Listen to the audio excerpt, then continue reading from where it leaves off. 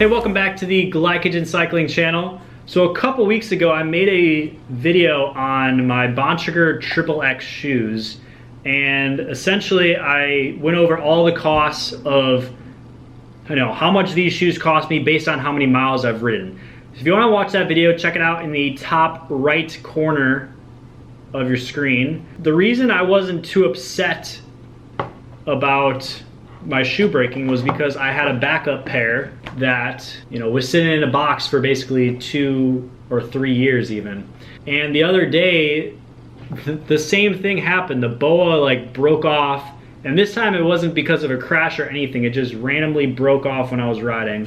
Long story short, I took these to Trek, and we're gonna see if they can warranty them for me, but they don't make these anymore, so we'll see what happens. That being said, let's get back to why you're here. So these shoes are still fine. They still work. Even as a backup pair, they'd be a great shoe to have. And the only reason I can't use them is because I have no way to tighten this down. So on Saturday, we were heading out for a Century, and I didn't know if I could go because I didn't have shoes, obviously. And my buddy Cat5 Pro, check him out right there on Instagram, gave me this idea of using a shoelace to tighten the shoe. So what I did is I actually tied a shoelace around the shoe and was able to ride just fine. It actually worked a lot better than I thought it would.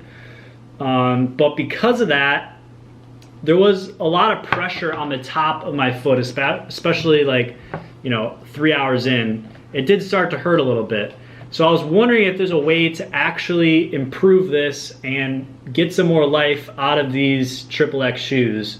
So what I'm gonna do today is drill some holes in the top and lace it up and see if we can't get the shoe to work like new again. So let's get started.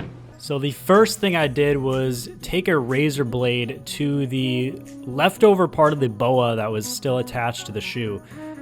So on my newer pair of these, the BOA actually broke off at the threads of the shoe. And because of that, there's no way to, really attach a new BOA because you have to actually sew it in. That's why I took that one to Trek, because that was actually a Trek shoe malfunction versus actual BOA breaking. So anyways, this shoe broke because of a crash. So I'm taking this part out, and this is because I don't want the shoelace to get torn or ripped or just wear down, because it's over on the top of this plastic piece. So I took a razor blade to the threads and loosened it up, and it actually came out fairly easily. So that's the trick. You can also do it to the other side. I chose to leave it on, but either way, it doesn't really make too much of a difference because it's not a super raised, jagged piece. The next step in this process was actually use some cable cutters and cut the BOA cable, the broken one obviously, the bottom one I left. And then I took a Sharpie and a ruler just to get the holes kind of accurate and in the same spot. I didn't want to, have a hole a couple centimeters above the other side.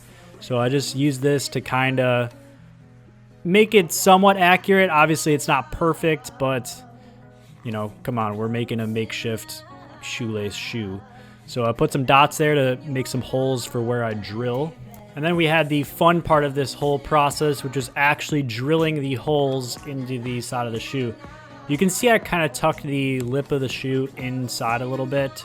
I also loosened the lower BOA as much as I could, and just give yourself as much space as possible to drill these holes.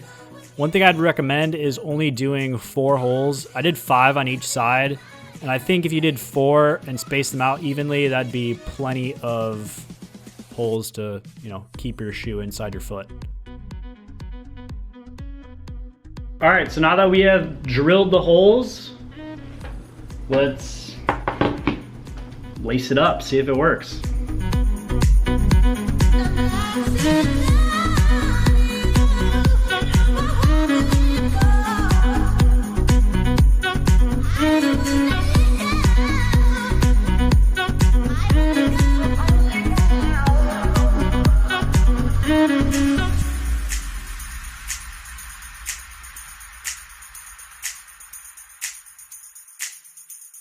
All right, so this actually worked out a lot better than I initially thought it would. One thing I'd recommend if you were gonna try this is only do 4 holes on the top section here.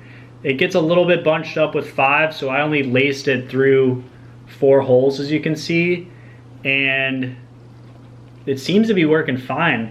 Let me know in the comments below if you want to see a review of my first ride with these and how the overall feeling is compared to just laces around and compared to just a regular BOA. Let me know in the comments below and I'll be sure to make a video about that. And while you're down there, you may as well hit that like button and also subscribe if you haven't already. You know, these are expensive shoes that I just drilled holes in, so if you can subscribe, that'd be great. One thing I'm gonna say is if you are drilling into your shoes, get like a block of wood or something that you can drill into. Makes it a little bit easier and you might get a cleaner hole. And just overall be careful, like there's a lot of dangerous tools that you can hurt yourself with. So, and I think that's about it for today. Hopefully this helped you. Hopefully you can extend the life of your shoes, and you know, if just a BOA breaks, you can actually, you know, use your expensive shoes still.